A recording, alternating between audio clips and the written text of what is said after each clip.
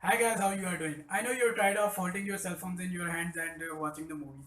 So in this video, I will show you how to make a stand for your cell phone. So stick around till the end, guys, and by the end of the video, you will be able to make stand for your own. And don't forget to like the video, subscribe the channel, and press the bell icon to never miss an update. And share the video.